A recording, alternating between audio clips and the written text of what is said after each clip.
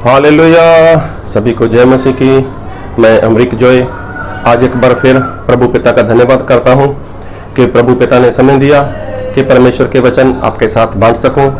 आप मेरे चैनल को सब्सक्राइब कर लो, साथ में जो बेल आइकॉन है उसको टच कर लो ताकि आने वाले वीडियो का नोटिफिकेशन, उसकी जानकारी आपको तुरंत मिलने पाए और आप मेरे साथ इस वीडियो के अंत तक बने रहें। जैसा कि आज मैं जो आपको बात बताने वाला हूं, ये कोई मसीही लोगों के लिए नई बात नहीं है। जी हाँ, मसीही लोगों के लिए ये कोई नई बात नहीं है, ये बहुत पुरानी बात है और बात है प्रभु यीशु मसीह के आने की। जी हाँ, हम लोगों ने बहुत समय से ये सुनते आ रहे हैं कि प्रभु यीशु मसीह आने वाले हैं, प्रभु यीशु मसीह आने वाले हैं। जी हाँ, ये कोई आज की बात नहीं है। अरे इसको तो सही बोले तो हजारों साल पहले जब प्रभु यीशु मसीह पृथ्वी के ऊपर थे, प्रभु यीशु मसीह ने तभी ये बातें अपने चेलों को बताई थी कि मैं शीघ्र आने वाला हूं, मैं जल्दी आने वाला हूं। लेकिन तब तक तो प्रभु यीशु मसीह ने अपनी जान भी नहीं दी थी। प्रभु यीशु मसीह तो मुर्दों में से जिंदा भी नहीं हुए थे। तो प्रभु यीशु मसीह ने ये बातें लोगों को, अपने चेलों को जरूर बताई थी। और आज मैं काफी छोटा था, मेरी इतनी समझ मेरे में नहीं थी। जब से हम लोगों ने प्रभु यीशु को ग्रहण किया, हम लोगों ने प्रभु यीशु को अपना उद्धारकर्ता माना है, तो हम लोग बहुत छोटे थे और मेरे परिवार में मेरे पापा और मेरी मम्मी ने प्रभु यीशु को ग्रहण किया था, उनके ऊपर विश्वास किया था। तो हम सभी लोग परमेश्वर की बंदगी करते थे, चर्च जाया करते थे, प्रार्थना करते थे। तो ये सारे काम हम तब से कर रहे थे। और दूसरी बात ऐसी कि हम लोग तब से सुनते थे प्रभु के दास लोगों से, प्रभु के सेवक लोगों से, और जब विश्वासी इकट्ठा होते थे तब कि प्रभु यीशु मसीह आने वाले हैं, प्रभु यीशु मसीह आने वाले हैं। तो देखो, मेरे बचपन से लेकर आज तक मेरे सर के बाल वो भी पक चुके हैं, सफेद हो चुके हैं, प्रभु यीशु मसीह तक नहीं आए। तो क्या प्रभु यीशु मसीह आना भूल गए? क्या प्रभु यीशु मसीह ने वैसे बोल दिया कि मैं आने वाला हूं? नहीं, ये बातें होने वाली हैं। और प्रभु यीशु मसीह ने अपने चेलों के साथ बात की थी। और अगर आप मत्ती 24 अध्याय पढ़ो तो एक बार वहां पर ऐसा हुआ कि चेलों ने प्रभु यीशु मसीह को भवन बताया, मंदिर बताया। तो प्रभु यीशु मसीह ने तो बताया, बोल दिया कि यहाँ पर एक समय ऐसा होगा कि पत्थर पर पत्थर नहीं छोड़ा जाएगा। मतलब प्रभु यीशु मसीह ने जो संसार का अंत है, जो इस दुनिया का अंत है, उसके बारे में प्रभु यीशु मसीह ने अपने चेलों को बताया। और जब ये बातें चेलों ने प्रभु यीशु से सुनना चाहा तो प्रभु यीशु ने अपने चेलों को सारी बातें खुलकर बताई। और आप पढ़ना मत्ती 24 अध्याय, तो वहां पर सब कुछ पता चल जाएगा। अभी देखो, ये बातें प्रभु यीशु मसीह ने अपने चेलों को बता दी। तो चेले तो आज संसार में नहीं है, प्रभु यीशु मसीह भी आज इस पृथ्वी के ऊपर नहीं है। प्रभु यीशु मसीह तो स्वर्ग में चले गए। और प्रभु यीशु मसीह के जो चेले थे उन्होंने अपने अपने काम को पूरा किया, और वो भी अभी विश्राम की जगह पर, शांति की जगह पर, मतलब वो भी संसार छोड़कर जा चुके हैं। अभी कहने का मतलब जो मैं कहना चाहता हूं, इस बात को ध्यान से सुनना, इस बात को ध्यान से समझना कि प्रभु यीशु मसीह कहना क्या चाहते हैं, प्रभु यीशु मसीह का वचन कहना क्या चाहता है, हमें क्या बताना चाहता है। तो प्रभु यीशु मसीह ने यही बताया था कि मेरे आने से पहले इस पृथ्वी का ऊपर जो लोग हैं, जो संसार है, इसका अंत होने वाला है। लेकिन उस समय क्या होगा? लड़ाइयां होगी, एक जाति दूसरी जाति के ऊपर हमला करेगी, भूकंप आएंगे, मरी आएगी, बीमारियां आएंगे, बहुत से झूठे प्रचारक खड़े हो जाएंगे। ये सारी बातें प्रभु यीशु मसीह ने अपने चेलों को बताई। लेकिन ये बातें बताई तो उससे हमें क्या फायदा, क्या फायदा होने वाला है? तो हमें सबसे ज्यादा फायदा मसीही लोगों को होने वाला है। किस बात में? देखो, जब तक ये बातें नहीं हो रही थी तब तक मसीही के लोग वो लोग क्या थे? वो बेखबर थे। उनको ऐसा लगता था, बरसों से सुनते आ रहे हैं प्रभु यीशु मसीह आने वाले हैं, लेकिन अभी कुछ ऐसा हुआ तो हो नहीं, ऐसा हो नहीं रहा। तो देखो, ये सब कुछ हो रहा है। तो और किसी को फायदा हो चाहे ना हो, लेकिन मैं ऐसा मानता हूं कि मसीही लोगों को इस बात का फायदा उठा लेना चाहिए। अगर आप अच्छे से विश्वास नहीं करते थे तो अभी आपके पास समय है, आप अच्छे से प्रभु यीशु के ऊपर विश्वास करो, प्रभु यीशु के वचन के ऊपर विश्वास करो। अगर आप अच्छे से ईमानदारी के साथ प्रभु यीशु के पीछे नहीं चलते थे तो आज आपके पास समय है, आप अपना जीवन प्रभु यीशु मसीह को अर्पण कर दो और प्रभु यीशु की आज्ञा का पालन करो। ये सारी बातें प्रभु यीशु ने अपने लोगों को लिए बताई थी। लेकिन आज भी बहुत से विश्वासी लोग, आज भी बहुत से ऐसे सेवक लोग हैं जो ऐसी बातें जानते हुए भी कि संसार में ऐसा हो रहा है, वहां पर भूकंप आ गया, वहां पर लड़ाइयां हो रही हैं, ऐसा हो रहा है, वैसा हो रहा है, फिर भी लोग बेखबर हैं, बेखबर हैं। अरे संसार के लोग बेखबर हो तो हो, मसीह के लोग भी बेखबर हैं, तो प्रभु से भी चाहते कि मसीह के लोग बेखबर हों। तो आज जो कुछ भी हो रहा है तो इसका फायदा सिर्फ और सिर्फ मसीही लोगों के लिए होना चाहिए। वो ज्यादा चाहे तो वो आत्मा जीत सकते हैं, इन दिनों में ज्यादा मेहनत कर सकते हैं, ज्यादा प्रार्थना कर सकते हैं, ऐसा मसीही लोग कर सकते हैं, लेकिन करें कैसे? वो तो खुद बेखबर है। आज भी मसीही लोगों को क्या चाहिए? आशीष चाहिए। आज भी क्या चाहिए? बैंक बैलेंस चाहिए। आज भी बड़ा सा प्लॉट चाहिए। आज भी उनको बच्चों को अच्छे से स्कूल में रखकर उनको भविष्य बच्चों का देखना है। आज भी लोग अपने बच्चों को आईलेट्स वगैरह कराकर वो फॉरेन भेज रहे हैं कुछ ना कुछ करने के लिए। क्यों? मेरे बच्चे का भविष्य बन जाए। अरे मेरे भाई लोगों, आपको लगता है कि ऐसा भविष्य अभी है कोई? आपके बच्चों का भविष्य है? अरे आप अपने भविष्य के बारे में सोचो। बच्चे के भविष्य की फिक्र मत करो, बच्चा बहुत छोटा है अभी आपका। आप अपने भविष्य के बारे में सोचा है कि आपका क्या होगा? आने वाले दिनों में प्रभु यीशु मसीह आने वाले हैं, वो न्याय करेंगे, तब आपका भविष्य का क्या होगा? अरे नरक में डाल देंगे आपको प्रभु यीशु। तो फिर देखते रहना वहां पर, अरे मैं तो बच्चों के भविष्य के लिए देख रहा था, लेकिन मेरा खुद का भविष्य खराब हो गया। इसलिए खुद के भविष्य के बारे में देखो कि आने वाले दिनों में प्रभु यीशु मसीह जो आएंगे वो न्याय करेंगे। और मैंने प्रभु यीशु के लिए कितना काम किया, मैंने कितनी आत्मा जीती, ये सारी बातें आपको देखनी है और जाननी है। खैर, मैं जो कहना चाहता हूं इस बात को ध्यान से सुनना। आप खतरे में हो। जी हां, आप खतरे में हो। अगर आप अविश्वासी हो ना, तो आप खतरे में हो। अगर आप मसीह के ऊपर विश्वास करते हो, चाहे 5 साल से, चाहे 2 साल से, चाहे 10 साल से, चाहे 15 साल से, चाहे 20 साल से, चाहे 50 साल से, आप खतरे में हो।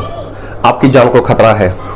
खतरा ऐसा तो कहीं पर लिखा नहीं बाइबल में कि मसीह लोगों को खतरा है। नहीं, मैं बताता हूं, बाइबल से बताऊंगा। प्रभु ने जो बात मुझे बताई, सिखाई कि आप खतरे में हो। खतरे में कौन? किसके लिए खतरा हो आप? क्या कभी सोचा आपने? जी हाँ, खतरे में हो। और किसके लिए? मैं बाइबल से एक वचन पढ़ूंगा और मैं पढ़ूंगा मत्ती रचित सुसमाचार। और ये जो वचन है, ये जो बात है, ये प्रभु यीशु मसीह ने बताई है और ये बात मैं आपको बताना चाहता हूँ। ये बात मैं आपके साथ शेयर करना चाहता हूँ। कौन सी बात? ना तो इसमें मेरी सोच है और ना ही मेरी अपनी समझ है।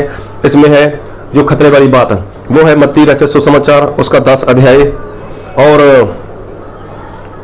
उसके 21 वचन से पढ़ूंगा मैं आपके लिए। भाई भाई को और पिता पुत्र को घात के लिए सौंपेंगे और बच्चे माता पिता के विरोध में उठकर उन्हें मरवा डालेंगे। मेरे नाम के कारण सब लोग तुमसे बैर करेंगे, पर जो अंत तक धीरज धरे रहेगा उसी का उद्धार होगा। देखो यहां पर लिखा है, यहां पर लिखा हुआ है कि भाई भाई को और पिता पुत्र को, भाई भाई को, पिता पुत्र को, या फिर पुत्र पिता को घात के लिए, घात मतलब मरवाने के लिए क्या करेंगे? सौंप देंगे दूसरे लोगों को, उनके हाथों में वो लोग दे देंगे। और बच्चे माता पिता को, बच्चे माता पिता के विरोध में उठकर उन्हें मरवा डालेंगे। तो देखो ये खतरा नहीं है? ये खतरा तो है। तो ये कौन लोग हैं? अरे ये वो लोग होंगे जो प्रभु यीशु मसीह के ऊपर विश्वास नहीं करते होंगे। आज तो बहुत से लोग विश्वास करते हैं, ये वो वाली विश्वास वाली बात नहीं है। जैसा बाइबल में लिखा है, मैं उन लोगों की बात कर रहा हूं। जैसा बाइबल में लिखा है वैसा विश्वास ये लोग नहीं करते होंगे। अभी देखो, भाई भाई के विरोध में आ जाएगा, पिता पुत्र के विरोध में, या पुत्र पिता के विरोध में आ जाएगा, और उनको घात करवाने के लिए, उनको मरवाने के लिए वो दूसरे लोगों के हाथ में सौंप देंगे। अभी भाई भाई, एक घर में 2 भाई रहते हैं, एक अच्छे से विश्वास में है, अच्छे से आज्ञाकारी करता है, बहुत बढ़िया जीवन जी रहा है, और उसका भी भाई वो मसीह में अच्छे से नहीं है तो वो भी मसीह को मानता, लेकिन उसके अंदर पवित्र आत्मा नहीं है, पवित्र आत्मा नहीं है। तब वो क्या करेगा? वो ऐसे लोगों के साथ मिल जाएगा, उनको बताएगा, आओ मैं तुम्हें बताता हूं कि जो मेरा भाई है वो क्रिश्चियन है, मेरा भाई है वो मसीही है, मसीह के ऊपर विश्वास करता है, आओ उसको पकड़ो और उसको मार डालो। फिर ऐसे ही पिता पुत्र के साथ भी करेगा। अगर किसी का बेटा अच्छे से मसीह में चलता है आत्मा पाया हुआ है, आत्मा की अगुवाई में चलता है, तब उसका बाप अगर ईमानदारी के साथ परमेश्वर में नहीं है तो बाप क्या करेगा? और मैं तुम्हें बताता हूं। अरे मेरे घर में मेरा बेटा है, वो मसीह का प्रचार करता है, मसीह की प्रार्थना करता है, आओ मैं तुम्हें बताता हूं, उसको मार डालो। तो देखो, फिर ऐसे ही माता पिता बच्चों के विरोध में, बच्चे माता पिता के विरोध में चले जाएंगे। अभी ये सब कुछ होने वाला है। होने वाला है किसके लिए? मसीही लोगों के लिए। अगर आपने पवित्र आत्मा पाया है, आपके घर में आपके पिता, आपकी माता, आपका भाई, आपकी बहन या आपकी पत्नी या आपके बच्चों ने पवित्र आत्मा नहीं पाया, तो वो क्या करेंगे? वो तो आपको मरवाएंगे ना। तो है ना आपकी जान खतरे में, तो खतरा तो है ना आपको। अरे खतरा किससे है? अपने परिवार वालों से, अपने परिवार वालों से खतरा है आपको। तो देखो, ये बात आज से हजारों साल पहले प्रभु यीशु ने अपने चेलों को बताई थी। हजारों साल पहले प्रभु यीशु ने अपने चेलों को बताई थी कि भाई भाई के विरोध में आ जाएगा, पिता पुत्र के विरोध में आ जाएगा, वो उनको मरवाएंगे और बच्चे माता पिता को मरवा डालेंगे। तो ये वो समय है कि आप खतरे में हो, आप खतरे में हो, आपकी जान खतरे में है। तो प्रभु यीशु ने अपने चेलों को भी यही बात बोली थी। और हम पढ़ेंगे मत्ती उसका 24 अध्याय और उसके पढ़ेंगे 9 वचन से। तब वह क्लेश देने के लिए तुम्हें पकड़वाएंगे और तुम्हें मार डालेंगे और मेरे नाम के कारण सब जातियों के लोग तुमसे बैर रखेंगे। अभी देखो यहां पर लिखा है कि सब जातियों के लोग तुमसे बैर रखेंगे। ये प्रभु यीशु मसीह ने अंत समय की बातें कही थी। आज अगर इंसान चर्च में आता है, आराधना करता है, बाइबल पढ़ता है, अगर उसके अंदर पवित्र आत्मा नहीं है, तो चाहे वो एक चर्च में आते हैं, चाहे एक मंडली में है, लेकिन होने वाला ऐसा है कि जिसके अंदर पवित्र आत्मा नहीं है, वही इंसान आपका दुश्मन बन जाएगा, वही इंसान आपको मरवा डालेगा, वही इंसान आपको साथ ऐसा करने वाला है इन दिनों में। क्यों? क्योंकि पवित्र आत्मा क्या करता है? वो प्रेम करना सिखाता है। पवित्र आत्मा क्या करता है? वो इंसान को एकता में लेकर आता है। पवित्र आत्मा क्या करते हैं? अगर आप पवित्र आत्मा के बारे में पढ़ना चाहो तो पहला कॉरिन्थियों पढ़ लेना, उसका 12, 13, 14 पता चल जाएगा कि पवित्र आत्मा के बारे में परमेश्वर का वचन हमें क्या सिखाता है। और जो पवित्र आत्मा है, जब वो ही इंसान के पास नहीं होगा, तब इंसान के जीवन में इन दिनों में बने रहना, इन दिनों में मसीह में चलना वो बहुत मुश्किल हो जाएगा। तो इसलिए अगर किसी भाई के पास पवित्र आत्मा नहीं है तो अपने भाई को मरवाएगा। अगर बाप के पास पवित्र आत्मा नहीं है तो वो बेटे को मरवा देगा। अगर बच्चों के पास पवित्र आत्मा नहीं है तो बच्चे माँ बाप को मरवाएंगे। अगर माँ बाप के पास पवित्र आत्मा नहीं है तो माँ बाप बच्चों को मरवा देंगे। ऐसा होगा। ये कोई मेरे मुंह की बात नहीं है, ये बाइबल के वचन की बात है। और प्रभु यीशु ने यही बताया कि आप खतरे में हो। तो भी करना क्या है? जब पता चल गया कि खतरे में है, तो खतरे से तो हर इंसान बचना चाहता है ना। मान लो आप किसी घर में रहते हो, उस घर में एक जहरीला सांप आ गया, तो क्या करोगे आप? घर छोड़कर भाग जाओगे? नहीं, आप उस सांप को मारकर घर से बाहर निकाल दोगे। तो ऐसे ही ऐसे भाई लोगों को, ऐसे माँ बाप को, ऐसे अपने लोगों को मारकर बाहर मत निकालना, लेकिन उनके लिए ये काम करो कि उनके अंदर जो जहर है वो जहर निकल जाए, उनके अंदर पवित्र आत्मा है, पवित्र आत्मा आ जाए। तो उसके लिए क्या करना होगा? आपको प्रार्थना करनी होगी, आपको परमेश्वर के आगे उपवास करना होगा कि परमेश्वर, मेरा भाई, मेरे माता पिता, मेरे बच्चे, उनके लिए प्रार्थना करनी होगी। और ऐसा कर कर आप खुद पर एहसान करने वाले हो। मसीह में मरना तो है ही, ये बात पक्की है, लेकिन अपने भाई के हाथों, अपने माँ बाप के हाथों ऐसा क्यों हो हमारे साथ? और लोग तो मारे मारे, वो बात सही है, और जाति के लोग मारे तो मारे, उसमें हमारे भाई लोग क्यों आ जाएं? उसमें मेरा परिवार क्यों आ जाए? मेरी चर्च के लोग क्यों आ जाएं? जैसे ही बात है, चर्च के लोग ऐसा करेंगे आपके साथ। अरे जब पवित्र आत्मा होगा ही नहीं उन दिनों में किसी के पास, तो सभी लोग तो शैतान के हो जाएंगे, और ऐसे ही लोग आपको मरवाएंगे, ऐसे लोग आपको खत्म करेंगे।